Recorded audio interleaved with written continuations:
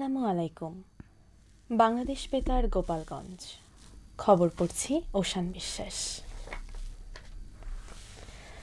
দেশের অন্যান্য স্থানের মতো গতকাল গোপালগঞ্জে জুলাই গণ অভ্যুত্থান দিবস পালিত হয়েছে।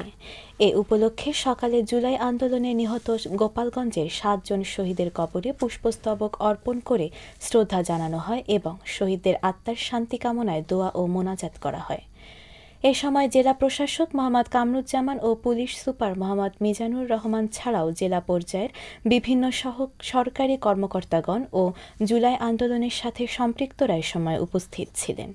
পরে সকাল 10টায় জেলা প্রশাসকের সম্মেলন কক্ষে এক আলোচনা সভা অনুষ্ঠিত হয়। জেলা প্রশাসকের সভাপতিত্বে পুলিশ সুপার মোহাম্মদ মিজানুর রহমান, জেলা বিএনপির আহ্বায়ক শরীফ রফিকুজ্জামান, জামাতের নেতা অ্যাডভোকেট আজমল হোসেন সরদার, জুলাই শহীদ পরিবারের সদস্য ও জুলাই যোদ্ধাসহ বিভিন্ন শ্রেণী পেশার মানুষ উপস্থিত ছিলেন। অন্যদিকে দিনটি যথাযোগ্য মর্যাদায় পালনের জন্য গোপালগঞ্জ সদর উপজেলা বিএনপি স্থানীয় পাচুলিয়া এলাকা থেকে একটি বিজয় র্যালি বের করে বিভিন্ন সড়ক প্রদক্ষিণ করে স্থানীয় পৌর পার্কে গিয়ে শেষ হয়। এছাড়া বাংলাদেশ জামাতে ইসলামী গোপালগঞ্জ জেলা শাখা সকাল 11:30টায় শহরে একটি গণমিছিলের আয়োজন করে। মিছিলটি স্থানীয় আলিয়া মাদ্রাসার সামনে থেকে শুরু করে শহরের বিভিন্ন সড়ক প্রদক্ষিণ শেষে লঞ্চঘাট গিয়ে শেষ হয়। পরে তারা সেখানে সংক্ষিপ্ত সমাবেশ করে। নানা আয়োজনের মধ্য দিয়ে নড়াইলে জুলাই গণ অভ্যুত্থান দিবস পালিত হয়েছে। গতকাল দিবসটি পালন উপলক্ষে জেলা প্রশাসনের আয়োজনে জেলা শিল্পকলা একাডেমিতে শহীদ স্মৃতিস্তম্ভে পুষ্পস্তবক অর্পণ, জুলাই 24 আন্দোলনের শহীদ পরিবারের সদস্য জুলাই যোদ্ধাদের সম্মাননা প্রদান ও স্পটলাইট অন জুলাই হিরোজ নামক চলচ্চিত্র প্রদর্শনের আয়োজন করা হয়। জেলা প্রশাসক শারমিন আক্তার জাহানের সভাপতিত্বে police super Kazi Ehsanul Kabir, civil surgeon doctor Abdur Rashid, স্থানীয় সরকার বিভাগ, নড়াইলের উপপরিচালক জুলিয়া সুকায়না সহ বিভিন্ন সরকারি বেসরকারি দপ্তরের কর্মকর্তা কর্মচারী, রাজনীতিবিদ, আইনজীবী, সাংবাদিক, শিক্ষক শিক্ষার্থী সহ বিভিন্ন শ্রেণী পেশার মানুষ এ সময় উপস্থিত ছিলেন। এদিকে জুলাই গণ অভ্যুত্থান দিবস উপলক্ষে নড়াইলে জেলা বিএনপির পক্ষ থেকে সমাবেশ ও বিজয় র্যালি অনুষ্ঠিত হয়েছে। সকালে শহরের চৌরাস্তা এলাকায় এক সমাবেশ অনুষ্ঠিত হয়। পরে সেখান থেকে একটি বিজয় র্যালি বের করে শহরের প্রধান সড়ক প্রদক্ষিণ শেষে একই স্থানে এসে শেষ হয়।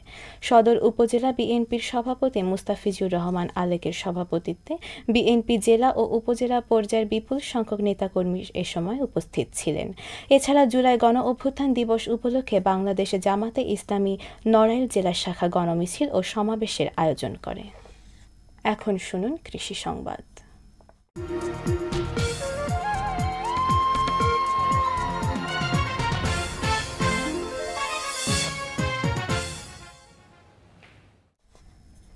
গোপালগঞ্জ জেলায় এবছর 35,439 মেট্রিক টন রোপা আমন ধান উৎপাদনের লক্ষ্যমাত্রা নির্ধারণ করা হয়েছে। কৃষি বিভাগ জানিয়েছে, ফলন ভালো হওয়ায় লক্ষ্যমাত্রার চেয়ে বেশি ধান উৎপাদনের আশা করছেন কৃষকেরা।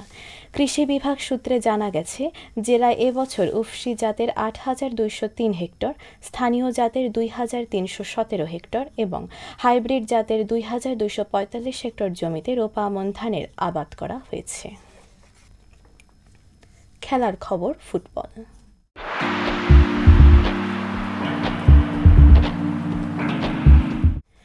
নড়াইল সরকারি উচ্চ বিদ্যালয় মাঠে অনুষ্ঠিত মিথিল স্মৃতি 16 দলীয় ফুটবল টুর্নামেন্টের গতকালের খেলায় রামসিদ্ধি একাদশ 2-0 গোলে রিয়ন মোটরস একাদশকে পরাজিত করেছে। টুর্নামেন্টে 16টি দল অংশগ্রহণ করেছে। সবশেষে আবহাওয়া।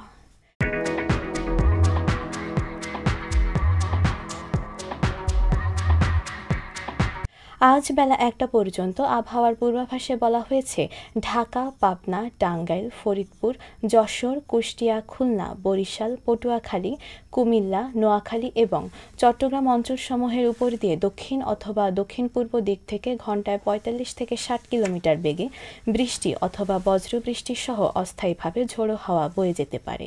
এসব এলাকার নদীবন্দর সমূহকে 1 নম্বর সতর্ক সংকেত দেখাতে বলা হয়েছে। খবর শেষ হলো।